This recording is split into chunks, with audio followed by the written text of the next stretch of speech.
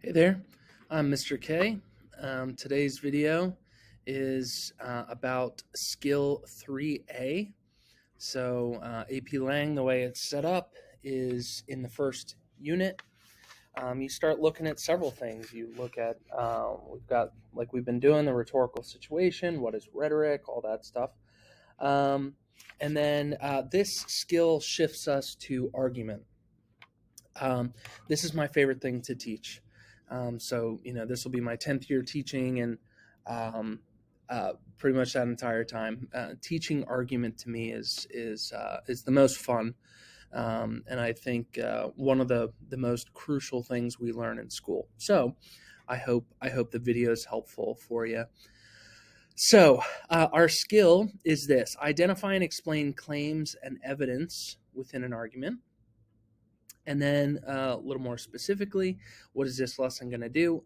It is going to act as an introduction to the basic components of an argument, right? What are the pieces of an argument? More than anything, this lecture is to get some terminology out there, get some words into your brain so you can start using them, and you can, when you come across them, you can understand what's being asked of you. All right. So today's goals are understanding what an argument is, and then identifying the components of an argument. All right. So again, just some foundational kind of basic level terminology. All right. So let's start with what an argument is not. So just very quickly, it is not a simple kind of disagreement. All right. So it's not just hearing someone else's idea, like this person on the left, the sky is blue, and then someone else says, no, it isn't, it's purple. It's not just a disagreement. Disagreement and argument aren't synonymous. So what an argument is, it's built on that idea. It's built on disagreement, but there are a couple more pieces to it. An argument is something like this. All right. The person on the left says dogs make great pets. People who have dogs live longer than people without a pet. And then, it's cited from this source written by this person with the last name Rodriguez. And then the person on the right says, I think I'll get a dog. Right. Remember, we've been talking about rhetoric is persuasion. It's the act of persuading. Argument is the act of persuading. Right. It's a specific way that we make an assertion or a thesis, and we support it with evidence, right? So I said, arguments are built on disagreement. This person on the left may be in a conversation with, this person who maybe they made the claim that dogs do not make great pets, right? And this person said, actually, dogs make great pets, and here's why, right? So it's claiming what is true or what you believe to be true, and then supporting it with evidence, right? And that's what argument really is, right? So kind of the two parts: make a claim, support with evidence. Okay, so here are the most basic elements of an argument. Terminology has changed in the past 10 years. Sometimes we call it thesis, then we call it a main idea or the conclusion. So here's where we are now as far as terminology here. Up here, this bar, this is what we're holding up. The argument is meant to hold up a main idea or a conclusion. Conclusion, not like the end of an essay. Conclusion, like this person on the last screen, this person on the right, after hearing this argument, they came to the same conclusion as the person on the left, right? I have come to a conclusion, that conclusion being that dogs make great pets, right? So we call it a main idea or a conclusion or a thesis. You hear thesis most often. So that is the whole point. What is being argued? That's your main idea, the conclusion, or the thesis. I'm going to just say thesis. Right? That's usually the term I use. Then underneath, it is held up your thesis is held up by several reasons. Reason 1, reason 2, reason 3, reason 4, right? And then those reasons are supported by evidence. Here's the evidence for reason 1, evidence for reason 2, etc. Right? You can almost think of it like, this is a body paragraph, right? Oh, I'm sorry. This is a body paragraph, reason 1 with evidence. This is body paragraph 2, right? Reason with evidence. But sometimes, you have two reasons that sort of go together. So it's not as simple as saying body paragraph 1, 2, 3, 4, right? But, if you're looking at it kind of structurally, that's the idea, right? You have your thesis, your reasons, your evidence, right? So, like I said, I call it thesis, most commonly. What it is it is an assertion, the writer's opinion or stance on an issue, right? And it has to be something that's, we get into some gray area with this, but it has to be something debatable. It wouldn't be, you wouldn't typically find an argument about, this paper is white, right? That's generally considered true, a truth claim that is true, right? But let's say I'm making an argument that water is the best drink, right? It is superior to all drinks, okay? That's something that I could back up with my reasoning, my evidence, but someone could come in and say, no, coffee is the superior drink, and here's why: reasons and evidence. The two theses, multiple thesis statements, going kind of head to head. But anyways, it's an assertion. It's an assertion. I'm asserting that something is true. It's my opinion or my stance, right? It's critical. A thesis is critical. It tells the reader the purpose. If you're writing an essay, an argument essay, which is what we're preparing for, that's really where you say to the reader, this is what's true, and here's why. Here's how I can prove it, right? It's the main idea around which a writer organizes an essay, right? So your whole essay is organized around a single idea, and it is aimed at a single idea, right? And it can be found anywhere in your essay. Very often, your thesis is going to be in the beginning, right? Typically, it's the last sentence of your intro, and we will get there down the road, but it doesn't actually have to be. Your thesis could be something that could be revealed at the very end. And this is rare, but it is possible, right? So on the rubric, the AP Lang rubric, you get one point for your thesis. It doesn't matter if the thesis is the very last sentence. Like, this student clearly didn't know what he or she was arguing until the very, very end, and they threw it in at the end. You still get the point, right? It's probably not the greatest writing in the world, but you can still get that point. You can still, write an argument where the thesis comes at the end, right? But, typically we see it at the beginning. And those are things we'll talk through throughout the year. All right. Then the next part is your reasons. All right. Let's use the water example. I like that. All right. I'm making my thesis is that water is the superior drink. All right. Reason 1, health benefits. Reason 2, cost. Reason 3, readily available. Let's say something that kind of goes with cost, but I'm making it up on the spot.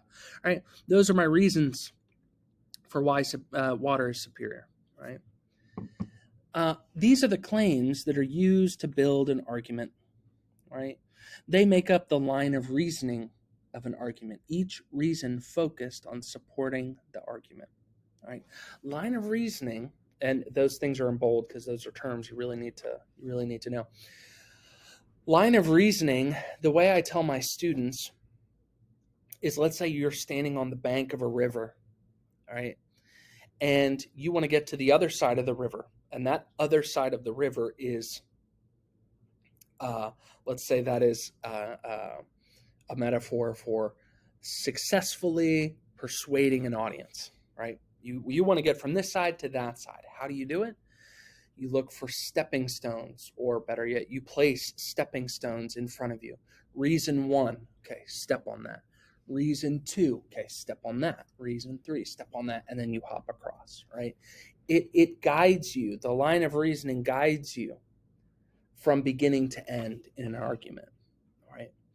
So if I started an argument on why water is superior, and I said, and that is why water is superior, that is what do you mean, right? It doesn't make any sense, right?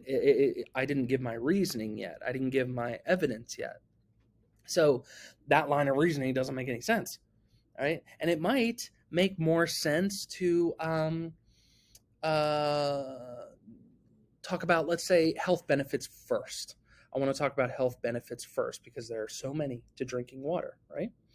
And then I want to say, but usually things that help us, cause us to be healthier, usually cost a lot of money, right? Not in the case of water. Reason 2, right? Water is, you can find water for free. It is readily available, right? Reason 1 leads to reason 2, which leads to reason 3, which, you know what I mean? So that's your line of reasoning. It's a line, a thread, a string throughout the argument that you can follow, right? And if you've ever been in an argument with someone, or maybe you were the person making an argument with a very poor line of reasoning, you're like, hold on, what? Right? Like, I don't understand how that connects to what you just said. That's because a line of reasoning is off, typically. And then your reasoning is finally driven, and supported by evidence. You got to have evidence, right? So it's the support for the writer's claims or reasons, and it helps convince the audience of the writer's stance, right? So, if I'm talking about the health benefits, my reason is that, water is a healthier choice than, coffee or certainly soda or whatever. My evidence includes things like, it's you have more energy. It's completely free of, caffeine or carbs or sodium or whatever. It's completely free of those things. Those are specific pieces of evidence, right? And they come in various types, and we'll look at that later in the course. But evidence comes in all kinds of types. Right? It could be facts or statistics, right? It could be an expert's opinion, right? This nutritionist says, quote, right? It could be anecdote. It could be, I still drink coffee. Obviously, I have some right here, but, I used to drink this much coffee a day, and it was, causing me to feel this way. And then I cut down to this much coffee and instead started drinking more water, and I began to feel this way. A huge improvement, right? It can be personal anecdote, right? So that's your evidence. So effective writers choose evidence based on what they know about their audience. Again, we are going back to this idea of audience. If I'm talking to, a group of first graders, right, using the most recent statistics from the, Department of Health, and that may not really affect them as much as I said, I use a personal story about the benefits of water. Or I talk about, maybe try and put them in the kind of mindset of drinking more water, where I say, okay, imagine it's a super, super hot day and you come inside. What is the most, like kind of thirst quenching thing? Imagine that feeling when you have cold water and you get to drink it and kind of, re-energize, right? That might work better for a younger audience. Whereas if I'm talking to high schoolers or college students or adults, right, using statistics and facts and things like that might be a little more effective. But yeah, the evidence you use is going to really depend on who you're talking to, right? So audience affects everything. We know this. All right. So when it comes down to analyzing an argument, a couple things that we need to make sure that we do, especially when we're looking at other people's arguments or when we're writing our own. We need to look for a main idea or a thesis. I know it's kind of low hanging fruit here, but you can probably think of one of your aunt's Facebook posts or something. Or anyone who did kind of an angry rant post, and you read it and you're like, what are they talking about? So all over the place, all over the map, right? There's probably not a main idea or a thesis. The main idea or thesis might be like, this person is saying, I'm angry and I hate everyone, right? It might be more based on like an emotion, not a fact. But so we want to look for the main idea, the thesis. We want to look for reasons, of course.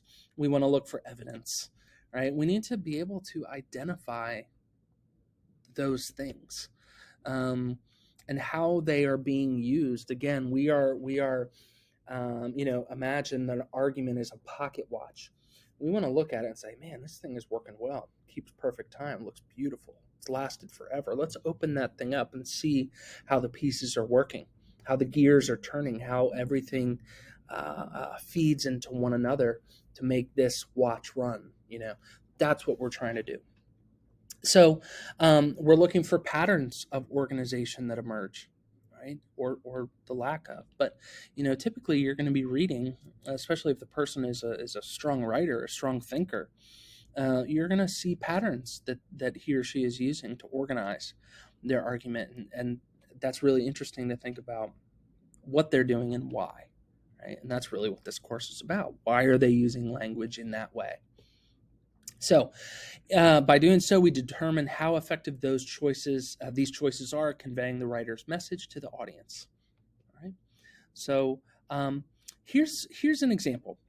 Here is an argument. It's short, but here is a very kind of brief argument, and I just wanted to point out, identify examples of those things that we just talked about, those terms.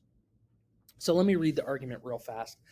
It says this: people who are wanting to get healthy might want to consider getting a dog, which can benefit their owners physically and mentally.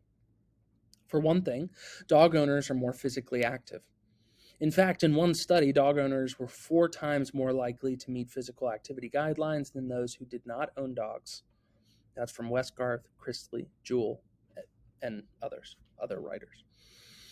As a dog owner, I take frequent walks, even in unpleasant weather, to give my dog exercise. The CDC also indicates that physical fitness is increased by dog ownership. More than that, though, is the mental benefit of dog ownership. Sorry about that. The CDC indicates that owning pets can lower stress and bring happiness to their owners. And then that's quoted from a website and that was titled About. Real quick, hit pause for a second. Red is something. Blue, the 2 blues are something else. And the yellows, there's several of them, are something else. What part of the argument? It's pretty simple, I think. But look back at those terms that we just went over. And what is that red? What is that identifying? What are the blues? What are the yellows? So hit pause, and then we'll come back. Okay, so looking at this very short argument, we can see this. The red is the main idea or the conclusion or the thesis, what is being argued. The blue is the 2 reasons. Reason 1, dog owners are physically more, I almost said physically more attractive. Dog owners are more physically active. Reason 2, there is a mental benefit of dog ownership. And then the yellow is the specific evidence, right? 4 times more likely to meet physical activity guidelines, et cetera, right? So that is right here. It's brief, but it is a full argument, right? It has all the pieces, right? So what to take away from today? All right, we want to look for the main idea, the thesis. We want to look for the reasons, look for the evidence, look for patterns, and finally determine how effective these choices are at conveying the writer's message to the audience. Where are these pieces and how effective are they or not, and why? Let me go back one screen. You know, this would be a cool discussion in class. If I were right there with you, I'd say, why is this an effective argument? This paragraph right here, right? If so, why? If not, why? What could have been done differently? If you were to respond to this argument, how would you respond to it? How would you craft it? Right? So that's really what we're trying to get to, is not just here are the pieces of an argument, right? We're trying to not only know the pieces, but then be able to discuss how effective those pieces are at doing what they're trying to do. All right. So today's goals, excuse me, I should have put plural on that. Understanding what an argument is and identifying the components of the argument.